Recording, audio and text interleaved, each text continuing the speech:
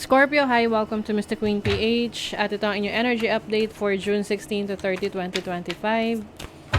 So if you're interested in private readings, meron tayong link sa description at sa pinned comment. Paka-check na lang information para mag-book for a private reading. And please subscribe to our channel to show your support. Like, share this video at comment na rin kayo kung kayo ay naka-resonate. Okay, Scorpio, let's see. Energy update June 16 to 30 for Scorpio. Leo, shine. Oh, you're going to shine. There's some attention. Oh, magiging center of attention kayo ngayong second half ng June. You also have Sagittarius expansion. Oh, I'm seeing someone na maraming na-achieve sa buhay niya at nakikita yan ng mga tao. Tapos, syempre, nakikita nila na umuunlad ang iyong buhay. Naku, curious sila. Kaya ikaw ay nagiging center of attention ngayon. Tinatanong nila, paano mo nagawa yan? Meron ding root. So, this can also be your home life, family life. So, pwedeng yung iba sa inyo, nag-e-expand ang inyong bahay. Kayo ay nagpapa-renovate o kaya bumili kayo ng bagong bahay or some changes that you are doing for your home life and family life. Yung iba naman, this can be expansion ng yung inyong pananaw sa buhay. May nagbabago. Oo, yung inyong belief system.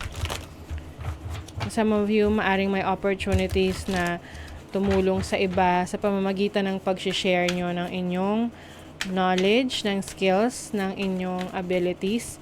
And some of you, meron din kayong mga spiritual gifts na nakakatulong sa iba. Okay, let's see. What is the overall energy for the second half ng mga Scorpio?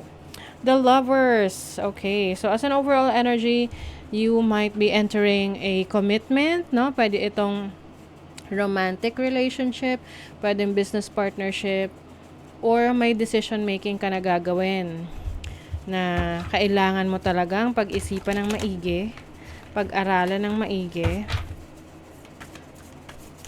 I think yung iba rito, yung decision na gagawin nyo ay as a couple, no? Kung mag-asawa kayo o kayo talaga yung magde-decide dalawa, kayong mag-partner. What is your challenge?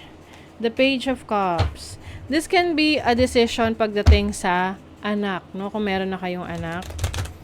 Whatever this is, pwedeng major decisions pagdating sa kung saang school or ano yung plano ninyo para sa anak ninyo. Some of you naman ang challenge nyo is yung inyong mga pinapangarap, no? Pwede kasing meron kayong kailangang isang tabi na pangarap ninyo para sa ibang bagay na mas importante pa. Kaya iniisip nyo kung isang tabi nyo na muna yung mga plano nyo. Your opportunity is the Hangman. Okay, as an opportunity, ito yung panahon para makapag-isip kayo, reassess ng situation, kung anong path yung tatahakin nyo. Kasi meron talaga kayong major decision ngayon, no?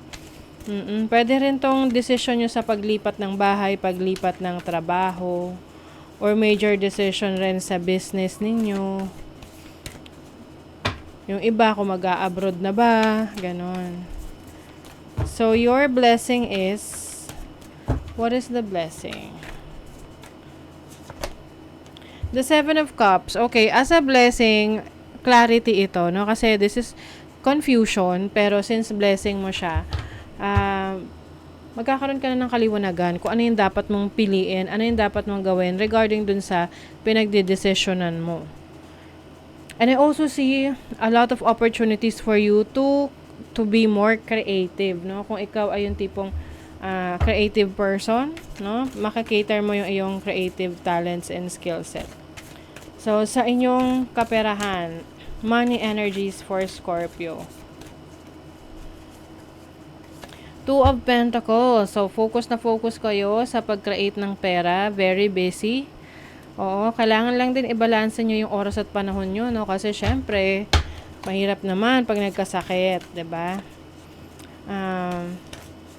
And then your career, Nine of Cups. O merong fulfillment pagdating sa career ninyo. Kumbaga na-hit mo yung target mo. Let's say nagbi-business ka tapos may trabaho ka pa. O nagagawa mo lahat 'yan. Kasi nga masipag ka, talagang tinatrabaho mo, ine-effortan mo.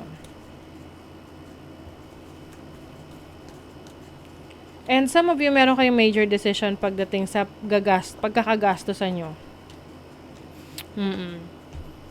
Kung bibilhin nyo ba o hindi. Okay. Your viewpoint about money is changing positively. Ayan. So, mas nagpapahalaga ka na sa pag-handle ng finances mo. Mas maingat ka na sa pag-handle ng kaperahan. Yes, because you are becoming more mature in handling your finances. You're also taking responsibility. So, yung iba sa inyo, maaring pinag-iisipan nyo yan. Itong decision ninyo may kinalaman sa pagkuha nyo ng isang responsibility. For example, maglo-loan kayo sa bangko ng bahay, sasakyan, or properties, lupa. So, iniisip nyo ngayon, ina-assess nyo kung kaya nyo ba. Oo, kung kaya nyo ba siya sa ngayon o next time na lang. 'Di ba? Pero I think itong second half ng June, makikita nyo naman dyan magiging clear sa inyo kung ano yung best possible decision. So, sa relationship, you have the Eight of Swords, and the Two of Swords. So, yung iba, Scorpio, maaring yung ibang magdedesisyon dito, related naman siya sa relationship. With the Two of Swords. Kasi parang feeling mo, you are being limited, no? Nalilimitahan ka sa mga bagay na gusto mong gawin. Dahil sa partner mo, pwedeng hindi siya supportive sa mga gusto mong gawin. O, syempre, mahirap nga naman na tuparin ang mga pangarap kung merong mga taong pumipigil or parang mga balakid, no, sa mga gusto natin. Kasi parang hindi kayo masyado nag-uusap ng maayos, no? Parang kinikim-kim nyo lang. Or pwedeng ikaw lang to na hindi mo lang ino-open sa person mo what you really want. Kailangan pag-usapan. Codependency. Yung iba sa inyo kasi rito, maaring you are nakaasa, no, sa partner. Excuse me. Nakaasa sa partner. O yung partner mo nakaasa sa'yo. 'Di ba? So, iniisip mo, paano mo sasabihin ng maayos na meron kang gustong i-pursue sa buhay? Na doon ka alam mo na doon ka mas magiging masaya, doon ka mas magiging fulfilled. Kasi 'di ba, kapag maraming nakaasa sa atin, minsan nakakalimutan na natin kung ano talaga yung passion natin kasi iniisip natin na pag may binago tayo, baka maapektuhan yung mga taong umaasa sa atin. So, kinakalimutan na lang natin yung personal nating fulfillment. So, just be open to your person. Okay? The only thing that is real is love. Shift your focus back to love. Yes. So, ano sa sense ko rito, ang shifting your focus back to love is about what you love to do, what you love doing. Yung passion. Sabi nga, paano ka makakapagmahal ng ibang tao kung yung sarili mo hindi mo kayang mahalin? Lalim nun, 'di ba? Kasi minsan nakala natin, porket mahal natin sila, we are doing service to them and to ourselves. But actually, parang sinasantabi mo yung sarili mo. In the end, mapapagod ka. So, hanggang sa hindi mo na kayang ibigay yung energy or love mo for others kasi ikaw hindi mo kaya nang maibigay sa sarili mo.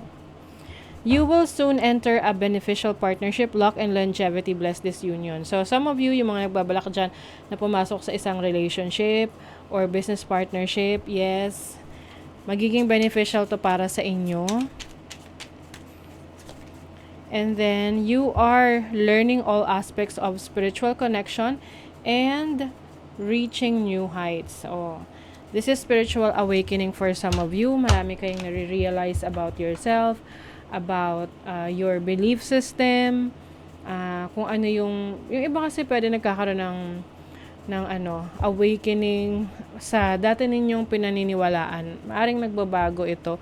Kasi as we grow older, we mature, and we become more open sa mga possibilities. Okay? So, that is your reading, Scorpio. Thank you so much. See you again.